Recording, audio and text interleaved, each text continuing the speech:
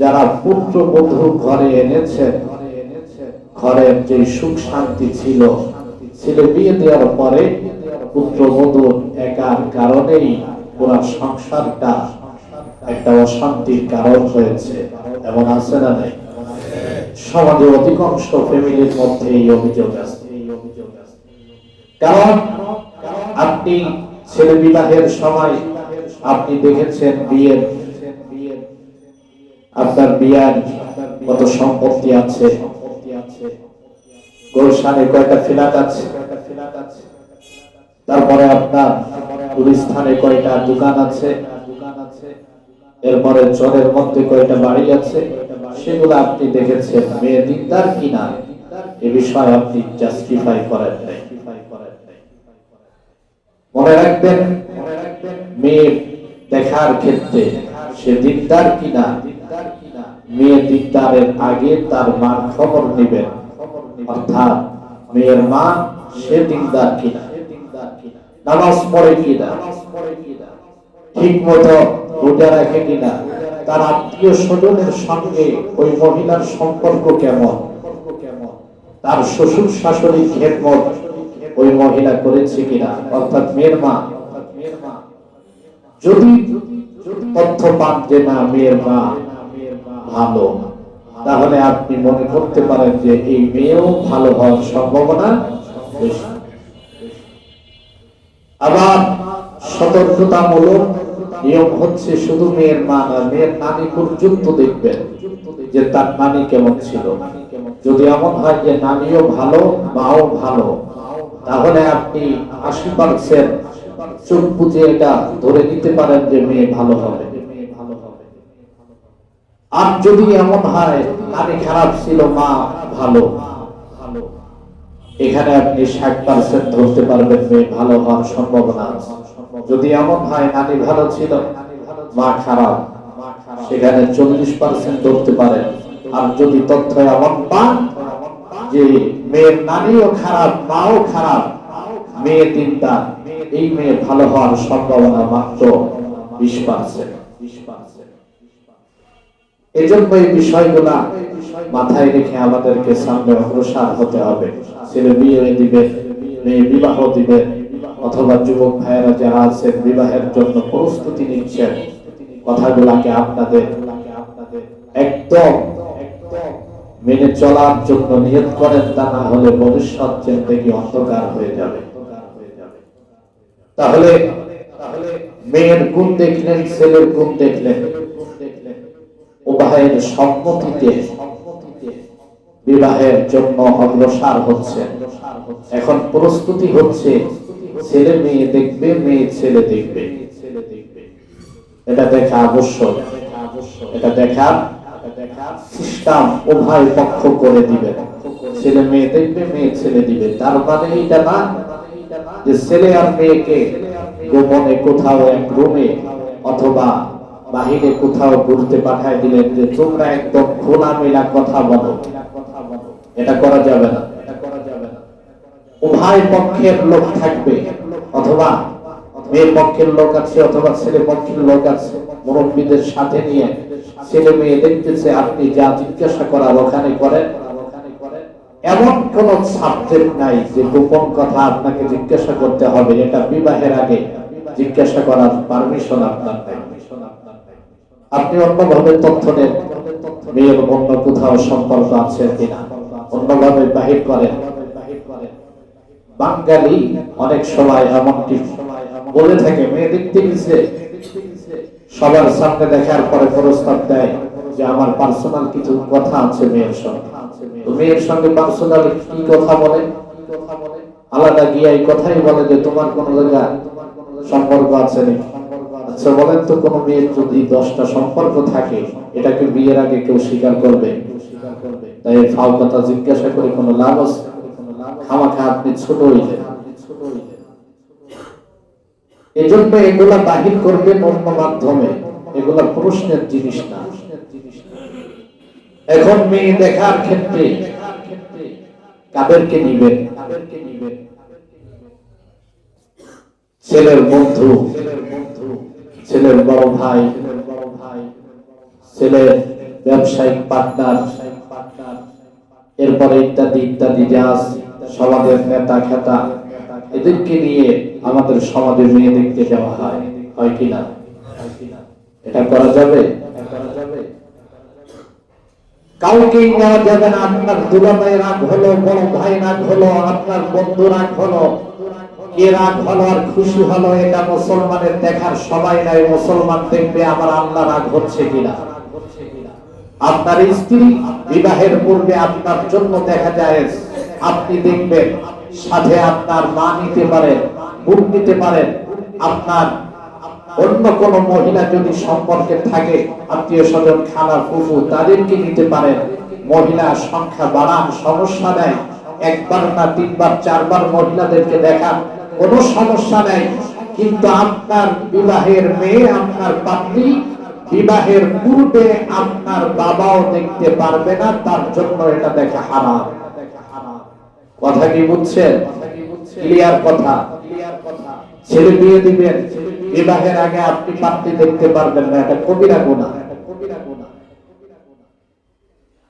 আমাদের সমাজের মধ্যে এটা একদমই মানা হয় না, যে আমি বিয়ে করব, বাপ যদি না দেখে এটা কেমন করে হয়? শুনে শরীয়ত বলেছে এটা জায়েজ নাই, এটা হারাম। কারণ আপনার জন্য যেমন এই মেয়ে বিয়ে করা জায়েজ, আপনার বাবার জন্য বিয়ে করা জায়েজ।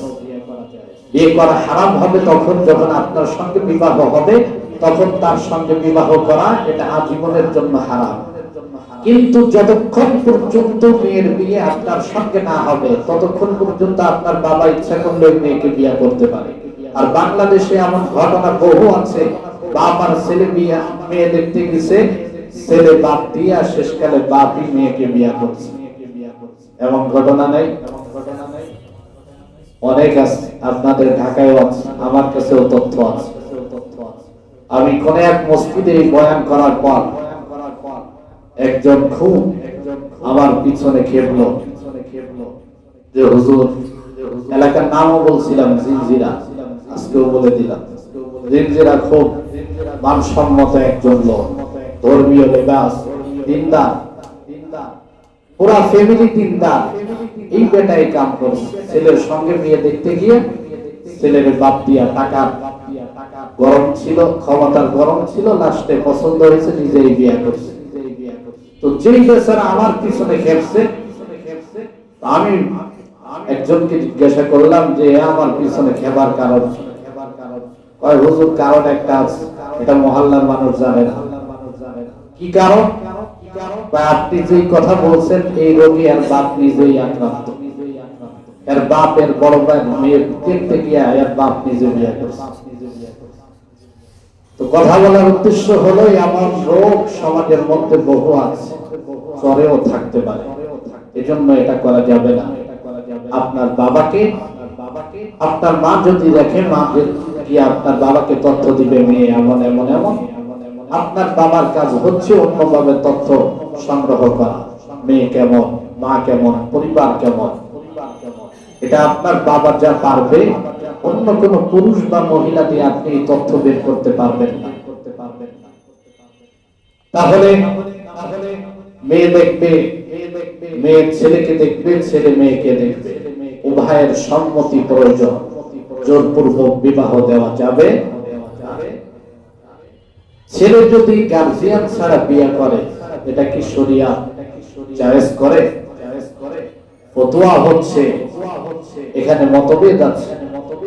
কিছু সংখ্যক উলামা ইকরামের মত হচ্ছে, ছেলে যদি বালেগ হওয়ার পর সে যদি বিবাহ করে গার্জিয়ানের পারমিশন ছাড়া, বিবাহ জায়েজ, তবে মা বাবাকে যে কষ্ট দিয়েছে এজন্য গুনাহগার হবে। আর কিছু উলামা ইকরামের মত হচ্ছে যে বিবাহই বৈধ হবে না। তবে হানাফি মাযহাবের ফতোয়া হচ্ছে, ছেলে বালেগ হওয়ার পরে তার স্বাধীনতা আছে, সে ইচ্ছা করলে বিয়ে করতে পারে, মা বাবাকে না জানাইলেও গুনাহগার হবে, তবে বিবাহ বৈধ হয়ে যাবে। আর মেয়ের ক্ষেত্রে সব মাযহাবের ফতোয়াই হচ্ছে, মেয়ে বিবাহের ক্ষেত্রে সে বালেগ হোক না বালেগ হোক, অবশ্যই তার গার্জিয়ানের অনুমতি, পারমিশন এটা থাকা লাগবে, তা না হলে বিবাহই বৈধ হবে না। কথা কি বুঝতে পেরেছেন? অনেক সময় আমাদের সমাজে এটাও হয়, এ ব্যাপারে খেয়াল রাখবেন। ছেলে মেয়ে, আপনার আত্মীয় স্বজনের মধ্যে একজন ছেলে মেয়েকে পছন্দ করছে, মেয়ে ছেলেকে পছন্দ করছে, এরপরে মনে করে ঢাকার বাহির থেকে ঢাকায় নিয়ে চলে আসছে। আসবে কোথায়? মামা খালুর বাসায় ছিল, চলে এসে ঢুকছে। এখন আপনাকে বলছে আপনি কি করবেন? না বাধ্য হয়ে বিবাহের জন্য একটা আয়োজন করলেন। অনেক সময় আমাদেরকেও ডাকে এমন বিবাহ পড়াইতে, কিন্তু এই মেয়ে যে তার বাড়ি থেকে আসছে, এই ছেলেকে বিবাহ করবে, এটা তার গার্জিয়ানের পারমিশন ছাড়া আপনি গার্জিয়ান হয়ে এই মেয়েকে বিবাহ দিতে পারবেন না। এটা আপনার জন্য বৈধ না, কখনোই এমনটি করবেন। মনে থাকবে ইনশাআল্লাহ। তাহলে ছেলে দেখা মেয়ে দেখার ফাংশন শেষ, এবার বিবাহের আয়োজন। বিবাহের আয়োজনের জন্য কি করবেন? ইসলাম আমাকে আপনাকে বিধান দিয়েছে, বিবাহের ক্ষেত্রে মেয়েকে দিতে হবে মহারানা। কি দিতে হবে? মোহর দিতে হবে। আর আমাদের সমাজে মোহরের পরিবর্তে হচ্ছে যৌতুক। যৌতুক নেওয়া যাবে? যুবক ভাইরা বলেন, যৌতুক নেওয়া যাবে? মোহর যেটা দেওয়া হয়, এই মোহরের মধ্যেও বর্তমান রাজনীতি আছে না নাই? সমাজের মধ্যে মোহর ধার্য করা হয় অনেক বেশি, যা ছেলে দেওয়ার সক্ষমতা রাখে না। আর লেখার সময় মেয়ে পক্ষ ছেলে পক্ষ কাজী সাহেব সহ সবাই কথা বলে যে লেখো, এটা দেওয়ার প্রয়োজন, এমনটি বলে কিনা? কিন্তু শুনেন, আল্লাহ তাআলার বার্তা হচ্ছে ওয়াআতুন নিসা সাদকাতিহিন্না নিহলা ফাইন তিবনা লাকুম আন শাইইন মিনহু নাফসা ফাকুলুহু হানিআন মারিআ। আল্লাহ তাআলা বলেন ওয়াআতুন নিসাআ সাদকাতিহিন্না নিহলা, যখন তোমরা বিবাহ করবে, সাদকাতিহিন্না মেয়েকে তার মোহর তুমি বুঝিয়ে দিবে। আল্লাহ তাআলা বলেছেন নিহলা, মোহরটা দিবে, এটা জোরপূর্বক কোনো মোহর হবে না। নিহলা মানে সন্তুষ্ট চিত্তে তোমাকে মোহর দিতে হবে। তার মানে মোহর কোন যোগ্য বস্তির কাজ না। সমাজের মধ্যে মেয়ে বিবাহ দিবে, মনে রাখবেন, ছেলে যেমন করে মেয়ে পক্ষের কাছ থেকে যদি কোনো কিছু চেয়ে নাই, সেটা যেমন যৌতুক হয়, হারাম হয়। মেয়ে পক্ষ যদি ছেলে পক্ষকে জোর করে বাড়তি মোহর ধার্য করে, এটাও অবৈধ, এটাও হারাম, এটাও জোরপূর্বক নেওয়া হয়, এটাও জায়েজ হবে না। সমাজের মধ্যে যৌতুক শুধু ছেলে পক্ষ নেয় না, বর্তমান মেয়ে পক্ষ নেয় কি না?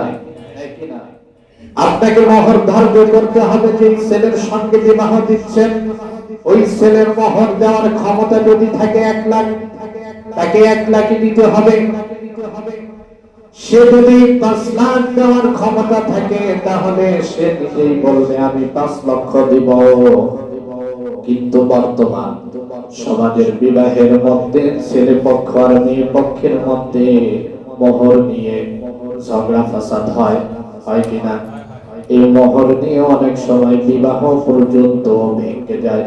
খাওয়া দাওয়া সব শেষ, এখন কাবিন হবে, মোহর নিয়ে দুই পক্ষের মধ্যে এমন ঝগড়া, লাস্টের পরে চেয়ার টেবিল যা আছে বাড়ায় দৌড়ায় ভাঙ্গা খাইছে তো ফাও, বরযাত্রী গেছে বানায়া, লাস্টে বিয়াই হইল। কে শিক্ষা দিয়েছে? বর্তমান সমাজের থিওরি হচ্ছে। আর মনে রাখবেন, বুখারী শরীফের হাদিস, ইন্নামাল আ'মালু বিন্নিয়াত, বুখারীর একদম প্রথম হাদিস, ইন্নামাল আ'মালু বিন্নিয়াত, সমস্ত কাজ হচ্ছে তার নিয়তের উপর নির্ভরশীল। আপনার নিয়ত যেমন পাকাপোক্ত, নিয়ত যেমন পরিষ্কার, নিয়ত যেমন স্বচ্ছ, আপনার কাজ তেমন পবিত্র হবে, কাজ তেমন ভালো হবে। এজন্য নিয়ত পরিষ্কার চাই যে কোনো কাজের মধ্যে, সেটা দুনিয়াবি হোক ধর্মীয় লাইনের হোক। বর্তমান সমাজের মেয়ের পক্ষের নিয়তি হচ্ছে বিয়ের সময় চিন্তা করে যদি কখনো বিয়া ভাঙ্গে 10 লাখ যদি মোহর থাকে তাহলে 10 লাখ মেয়ে পাবে।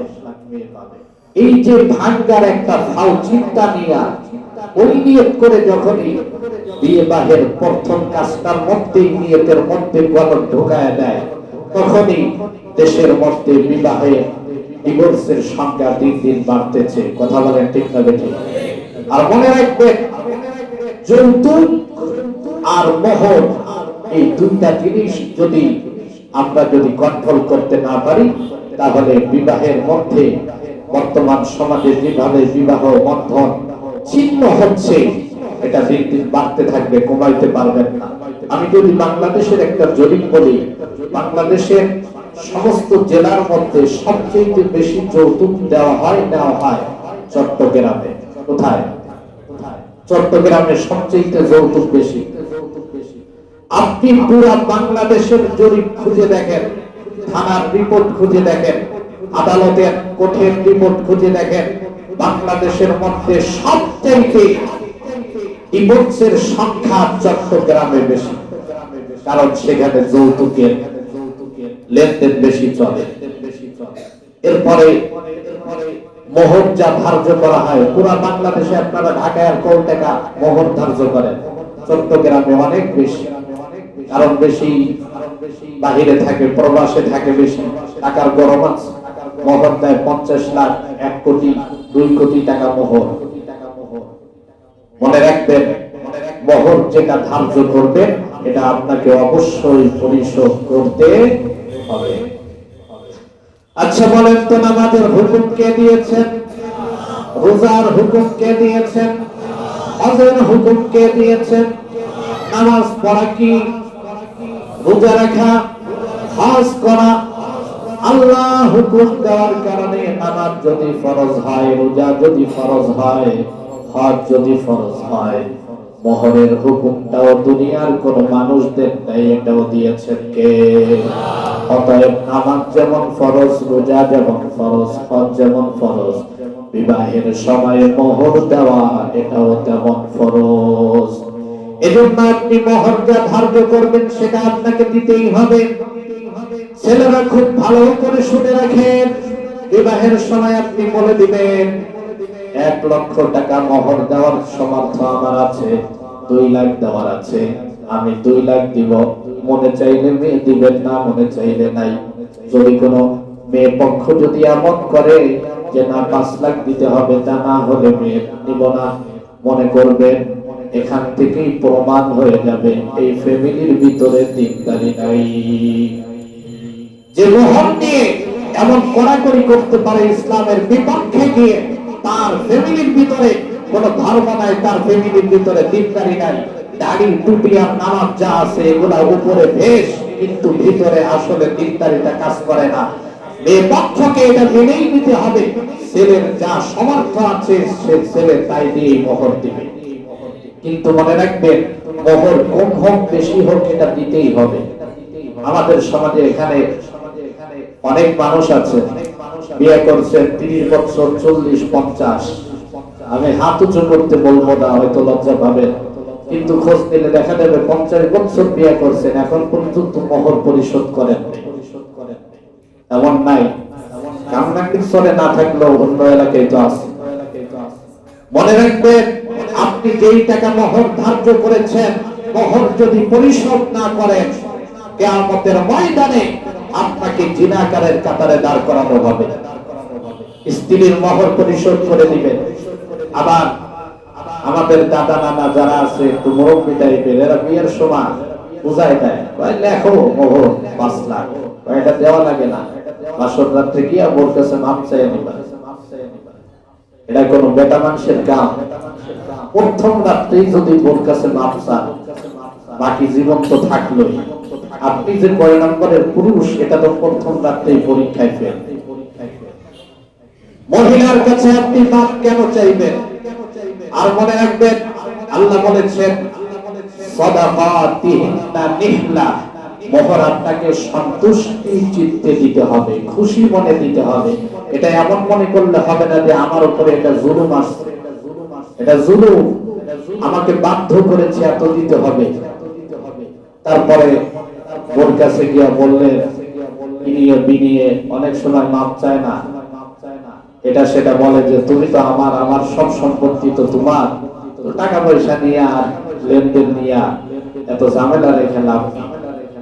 বহুত চিন্তা করে যে যা সারা জীবন থাকতে হবে প্রথম রাতে, এখন যদি মনোমালিন্য হয় তাহলে তো বাকি জিন্দেগি খারাপ হবে। ও কইল যে থাক, মোহর দেওয়া লাগবে না। এটা কি সে মনের ইচ্ছায় বলছে না বাধ্য করছে? এই বাধ্য করে যদি আপনি মোহর পরিশোধ করে দেন, বউ যদি আপনাকে বলে দেওয়া লাগবে না, বাধ্য করে যদি আপনি তাকে বলেন, সে যদি লজ্জায় পড়ে যদি মোহর পরিশোধের ব্যাপারে যদি সে ছাড় দেয়, এটা ইসলাম আপনাকে কবুল করবে না, আপনাকে মোহর দিতেই হবে। তবে আল্লাহ তাআলা একটা সাবজেক্ট রেখেছেন। আল্লাহ বলেছেন, ফাইন তিবনা লাকুম মান শাইইন মিনহু নাফসান ফাকুলুহু হানিআম মারিআ। আপনি আপনার স্ত্রীকে মোহর দিয়ে দিবেন। স্ত্রী মোহর পাওয়ার পরে যদি বলে আমার মোহর আপনাকে দিয়ে দিলাম, আল্লাহ তাআলা বলেন, স্ত্রী যদি সন্তুষ্ট চিত্তে যদি তার মোহর তোমাকে মাফ করে দেয় অথবা তোমাকে পরবর্তীতে দিয়ে দেয়, তাহলে এটা গ্রহণ করা তোমার জন্য জায়েজ, এটা বৈধ। আপনাকেও দিতে হবে খুশি মনে। স্ত্রী যদি ফেরত দেয় তাকেও খুশি মনে দিতে হবে। আপনি বলতে পারবেন না, কাউকে দিয়ে বলাইতেও পারবেন না, এ ব্যাপারে সতর্ক থাকবেন। তাহলে এক নাম্বার কথা হলো, বিবাহের সময় মোহর ধার্য করবেন ততটুকু, আপনি দিতে পারবেন যতটুকু। মনে থাকবে, মোহর কম হোক বেশি হোক দিতেই হবে। নবীজির দরবারে একজন সাহাবী এসে বললেন, ওগো নবীজি, বিবাহ করতে চাই। নবীজি বললেন, মোহর দেওয়ার সামর্থ্য আছে নাকি? সাহাবী বললেন, নবীজি তেমন কোন সম্পদ নেই, একটা ঘোড়া আছে। নবীজি বললেন, ঘোড়াটা বিক্রি করো আর সেই টাকা দিয়ে তাকে মোহর পরিশোধ করে দাও। আর একজন সাহাবী বললেন, ওগো নবীজি, আমি বিবাহ করতে চাই। নবীজি বললেন, মোহর দেওয়ার সামর্থ্য আছে নাকি? যুবক বলে, না, কোন সম্পদ নাই, সম্পদ এতটুকু আছে, আমার শরীরে যে কাপড় আছে এটাই আমার সম্পদ। নবীজি বললেন, কাপড় খুললে তো তুমি উলঙ্গ হয়ে যাবে, এটা তো হারাম হবে, কাপড় তো খুলতে পারবে না। তুমি কি কোরআনুল কারীমের কিছু সূরা পারো নাকি? বলে, হ্যাঁ, এই সূরাগুলো আমি পারি। মেয়েকে জিজ্ঞাসা করা হলো, তুমি কি কোরআনের এই সূরাগুলো পারো নাকি? মেয়ে বলল, গো নবীজি, আমি মাত্র মুসলমান হয়েছি, নবমুসলিমা, আমি কোরআনের কোন সূরা পারি না। নবীজি সাহাবীকে বললেন, তুমি যে সূরাগুলো পারো, এই সূরাগুলোকে তোমার স্ত্রীকে তুমি শিক্ষা দিয়ে দিবে। এই সূরাগুলো শিক্ষাই হচ্ছে তোমার স্ত্রীর মোহর। তার মানে কিছু একটা দেওয়াই লাগবে, একদম না দিয়ে বিয়ে করবেন এটার কোনো বৈধতা নাই। শুধু আমাদের ধর্মে না, হযরত আদম আলাইহিস সালাম যখন জান্নাতে বিবাহ করেছিলেন, আল্লাহ বলেছিলেন মোহর দাও। আদম বললেন, আমার কাছে তো কিছু নাই, কি দিয়া মোহর দিব? আল্লাহ তাআলা বললেন, আমার হাবিব মুহাম্মাদের উপরে একবার কালেমা পড়ে কালেমাটা মোহর হিসেবে দিয়া দাও। ওই জান্নাত থেকেই মোহরের সিস্টেম চালু হয়েছে, আজ পর্যন্ত আছে। এজন্য বিয়ে করলে মোহর অবশ্যই দিতে হবে। যৌতুক নেওয়া যাবে না, যৌতুক নেওয়া হারাম। সুদ খাওয়া যেমন হারাম, যৌতুক খাওয়া তেমন হারাম। কুত্তার মাংস খাওয়া যেমন হারাম, যৌতুক খাওয়া তেমন হারাম। শুকরের মাংস খাওয়া যেমন হারাম, যৌতুক খাওয়া তেমন হারাম। এজন্য যারা বিয়ে করেন নাই, আজ থেকে এরাদাবদ্ধ হতে হবে, বিবাহের সময় চালানা পয়সার কোন যৌতুক আপনি গ্রহণ করবেন না। পারবেন? যুবক যারা আছে বিয়ে করে নাই, কেনা কেনা হাত তুলেন তো দেখি। অনেক মানুষ সব তো বিয়ের বয়স ওভারটেক হয়ে যাচ্ছে, বিয়ে করেন না কেন? রমজানের আগে সব বিয়ে করে ফেলবেন। গার্জিয়ান যারা আছেন, যদি এদের গার্জিয়ান থাকে আমি বলবো রোজার আগে বিয়ের ব্যবস্থা করবে 2-3 মাসের মধ্যে। ছেলে মেয়ে এত দেরি কেন? সবগুলাই অধিকাংশই ব্যবসায়ী, অথচ এখনো বিয়ে করে না। দ্রুত বিয়ে করে নিবেন, আর বিয়ের সময় কোন প্রকার কোন যৌতুক চাইবেন না, যৌতুক দিলেও দিবেন না। রাজি আছেন তো? রাজি আছেন? তবে মেয়ের বাবা যদি ইচ্ছা করে কিছু দেয়, কিছু বলতে মেয়েকে যদি কিছু দেয়, সেটা গ্রহণ করা যায়। তবে আপনি আমাদের এখানে ডাইরেক্ট চায় না। ছেলের বাবা বলে যে বিয়ে সব আমাদের তো কোনো চাওয়া পাওয়া নাই, ঢাকায় বাড়ি আছে, আমাদের তো কিছুর অভাব নাই। তো আমাদের সমাজের একটা নিয়ম আছে, বিয়ের পরে যে ফার্নিচার টার্নিচার যা লাগে এটা দিয়ে দেয়, আর এটা দিলে তো আপনার মেয়েরই থাকবে। এই যে যে আপনি মুখ খুলছেন এটা হারাম হয়েছে। এই মুখ খোলা যাবে না। মেয়ের বাবা যদি ইচ্ছা করে কিছু দেয় সেটা গ্রহণ করতে পারবেন, মুখ খুললেন তো হারাম কাজ করলেন, এটা করা যাবে না। তারপরের কাজ হচ্ছে বিবাহের সময় লেনদেন করবেন, যে কতজন মানুষ খাওয়াইবেন, এটা তো সবচেয়ে বড় সাবজেক্ট। ছেলের বাবা যে আমি গ্রামের মধ্যে, আমি মহল্লার মধ্যে নামি দামি একজন পাতি নেতা, আমার ছেলের বিবাহ হবে, এখানে যদি 600 যাত্রী না খাওয়ান, মান সম্মান তো সব প্লাস্টিক হয়ে যাবে। এই যে জবরদস্তি করে মেয়ের পক্ষের কাছ থেকে 500, 600, 200, 300 যাত্রী খাওয়ার যে আদান প্রদান করলেন, এটাও হারাম। এটা কি কথা তো আসতে কইবে নিয়ে হোক, কারণ এই কাম তো আপনারাই করেন। খুব ভালো করে শুনে রাখেন, আপনি যার মেয়ে আনতেছেন, নিজের জন্য হোক, ছেলের জন্য হোক, ভাতিজা ভাগনা যার জন্যই হোক, মেয়ে পক্ষের কাছে আপনি দাবি করতে পারবেন না আমার 100 যাত্রী, 200 যাত্রী, 300, 500, 600 যাত্রী খাওয়াইতে হবে। কেন এই আবদার করেন? জীবনে কি খান নাই কোনোদিন? খাওয়ার এত লোক কেন? কোন মেয়ে পক্ষের কাছে এই প্রস্তাব রাখবেন না আমার 50 জন যাত্রী খাওয়াইতে হবে, সেটাও বলবেন না। মেয়ে পক্ষ যদি আপনাকে ইচ্ছা করে বলেন যে আপনি 200 লোক নিয়ে আসেন, আমি মেহমানদারি করব, সেখানে যাবেন, জায়েজ। তবে আপনি যদি মেয়ে পক্ষের উপরে চাপিয়ে দেন আমার 300 লোক খাওয়াইতে হবে, তা না হলে মান সম্মান সব প্লাস্টিক হয়ে যাবে, আপনার এই 300 লোকের যত খাবার হয়েছে সবগুলো হারাম। আপনি হারাম খেয়েছেন, মানুষকে হারাম খাওয়াইছেন, এগুলা করা যাবে না। তাহলে বলবেন যে ছেলে বিয়া দিব, মেয়ে বিয়া দিব, পাবলিক কি খাওয়াবো না? খাওয়ানোর সিস্টেম ইসলামে আছে। এটার সিস্টেম কি? ইসলাম দিয়েছে ওলিমা। ইসলাম কি দিয়েছে? ওলিমা। আপনি মেয়ের বাবাকে বলতে পারেন, এই কথা বলবেন যে আমাদের মেহমানদারির ব্যাপারে কোনো চাওয়া পাওয়া নাই, আপনার বাড়িতে আমরা 2-4 জন যাবো, মেয়ে নিয়ে চলে আসবো, 1 গ্লাস পানিও পান করবো না। মেয়ের বাবা সামাজিক, সেও তো মানুষ, তার তো জ্ঞান বুদ্ধি আছে, সে বলবে না যে আপনি 50 জন লোক নিয়ে আসেন, আমি মেহমানদারি করবো, ওই 50 জন নিয়ে যাবেন, বাড়তি একজন দিবেন না। আর এটাও এমন একটা বিষয়, যদি লোক ধার্য হয় 200, মেয়ের বাবা আগেই চিন্তা করে 200 যেহেতু বলছে 300 লোকের পাক করতে হবে। ওই ছোট এদা গেদা লেদা যেগুলা যায় এগুলা তো মাথা গুনে না, বড় একজনের সাথে 2 জনের সাথে একজন ফ্রি। এরপরে বিবাহের অনুষ্ঠান করে সেন্টারে বড় করে অনুষ্ঠান করে খাওয়া দাওয়া শেষ, তারপরে দেখবেন এর থেকে বাড়ানোর সময় ওখানে টেবিল চেয়ার দিয়া, অস্ত্র শস্য নিয়া কিছু লোক বসে আছে, পকেটে হাত দেন। এটা মেয়ে পক্ষেও করুক আর ছেলে পক্ষ করুক, এটাও যৌতুকের মতো হারাম। এটা কি? এটা বর্তমান সমাজের মধ্যে মারাত্মক ক্যান্সার আকার ধারণ করছে। বিয়ার কাজ আসলেই পাবলিকের মাথা গরম। অনেক মধ্যবিত্ত পরিবার আছে, সপ্তাহে 2টা কাজ আসছে, কোন মাসে 3-4টা কাজ আসছে, এর মাথার মধ্যে টেনশন। বিয়া খাইতে গেলে কম হইলে 2000, 5000, 5-এর নিচে দেয় কেমনে?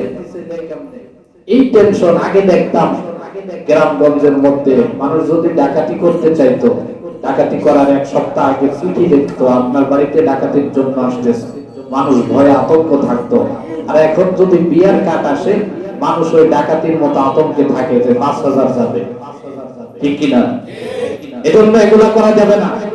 কোন বিবাহের অনুষ্ঠানে কোন চেয়ার টেবিল লাগাবেন না। পারলে যুবকেরা বিবাহের সময় সাইনবোর্ড করে রেখে দিবা, এই বিবাহের অনুষ্ঠানে কোন প্রকার টাকা পয়সা, নগদ অথবা কোন লেনদেন হাদিয়া হিসাবে গ্রহণ করা যাবে না। এটা স্পষ্টভাবে লিখে দিবেন, কাটের নিচে লিখে দিবেন, কোন হাদিয়া নেওয়া হবে না। আপনাকে কে বলছে 200 লোক খাওয়াইতে? যদি 2 জন পারেন 2 জন খাওয়াইবেন, ওলিমা করবেন। মেয়ের বাড়িতে কোনো খাওয়া দাওয়ার ফাংশন নাই। ইসলাম এত সহজ করে দিয়েছে, আমরা এত কঠিন করছি। এখন মেয়ে জন্ম নিলেই বেটার মাথায় টেনশন, বিয়ে দিতে গেলে 20 লাখ লাগে। শুনেন, ইসলামের বিধান হচ্ছে আপনি বিয়ে করবেন, বাসর যেদিন করবেন, বাসর রাত শেষ পরের দিন ওলিমা করবেন, যেটাকে বাংলাদেশে বৌভাত বলে। আপনাদের এলাকায় কি বলে? বৌভাত।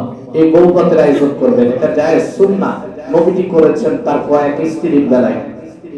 টাইম সংক্ষেপের জন্য সংক্ষেপে বলছি, রাসূল নিজে করেছেন। ওলিমা করবেন, সেখানে আপনি আপনার সামর্থ্য অনুযায়ী গরু খাওয়াবেন না মহিষ খাওয়াবেন, দুম্বা খাওয়াবেন, যা মনে চায় তাই খাওয়ান আপনার সামর্থ্য অনুযায়ী। 100, 200, 500, প্রয়োজনে পুরো ঢাকা শহর আপনি সব মানুষকে দাওয়াত দিয়ে খাওয়ান, কোনো সমস্যা নাই। সব হারাম, কুল্লু হালাল, সব কি হালাল। আর যদি মেয়ের মুখের কাছে আপনি যে খান সেটা কি হারাম, এটা করা যাবে। তাহলে বিবাহে এভাবে বিবাহ কাজ শেষ করবেন। এরপরে বিবাহ পড়ানোর সময় অবশ্যই 2 জন উকিল লাগবে, মোহর ধার্য থাকতে হবে, খুতবা পড়তে হবে, তারপরে বিবাহ দিতে হবে। আগে উকিল না, সাক্ষী, 2 জন কি সাক্ষী। আগের জুম্মায় বলেছি বিবাহের ক্ষেত্রে উকিল বাপ এগুলা ইসলাম সমর্থন করে না, এগুলা করবেন না। 2 জন সাক্ষী গ্রহণ করবেন। সাক্ষী যদি মহিলা হয় তাহলে একজন পুরুষের জায়গায় 2 জন মহিলা সাক্ষী লাগবে। যদি মহিলা হয় তাহলে 4 জন, অথবা যদি একজন পুরুষ থাকে মহিলা যদি নেন তাহলে 2 জন মহিলা 1 জন পুরুষ, কমপক্ষে 2 জন সাক্ষী লাগবে। মোহর ধার্য করতে হবে বাধ্যতামূলক। এরপরে খুতবা পড়বেন, তারপরে বিবাহ পড়াবেন। বর্তমান সমাজের মধ্যে তো খুতবা মোহর ধার্য সাথে বিয়ে হয়, আর সরে মনে হয় এটার সংখ্যা বেশি। কারণ আমি সরে আসছি প্রায় 1.5 বছর রানী, এই 1.5 বছরের মধ্যে বিয়ে পড়াইছি একটা। কয়টা? একটা। তার মানে বাকি বিয়া কি বিয়া ছাড়াই কাজ চলে না? বিয়া কে পড়ায়? কাজী পড়ায়। কাজী তো না, এগুলাকে বলা হয় ম্যারেজ রেজিস্টার। কাজী বলা হয় যারা ধর্মীয় আইন অনুযায়ী বিচার করে, তাদেরকে বলা হয় কাজী। এই বগলে ছাতা আর হাতে খাতা যারা নিয়ে ঘরে, এগুলা কাজী না, এগুলা ম্যারেজ রেজিস্টার, রেজিস্ট্রেশন কাজ করে। যদি আলেম হয় ভালো, আলেম না হলে খুতবা পড়বে কেন? খুতবা ছাড়াই তো বিয়া দেন। আর বিবাহ মসজিদে আয়োজন করবেন, খুরমা বা খেজুরের সিস্টেম রাখবেন, এটা সুন্নাহ তরিকা। এরপরে বিবাহের পরে আপনি চলে যাবেন বাসর ঘরে। বাসর ঘরে যাওয়ার পরে স্ত্রীকে সালাম দিবেন, অথবা স্ত্রী সালাম দিল, সালাম পরিচয় হলো।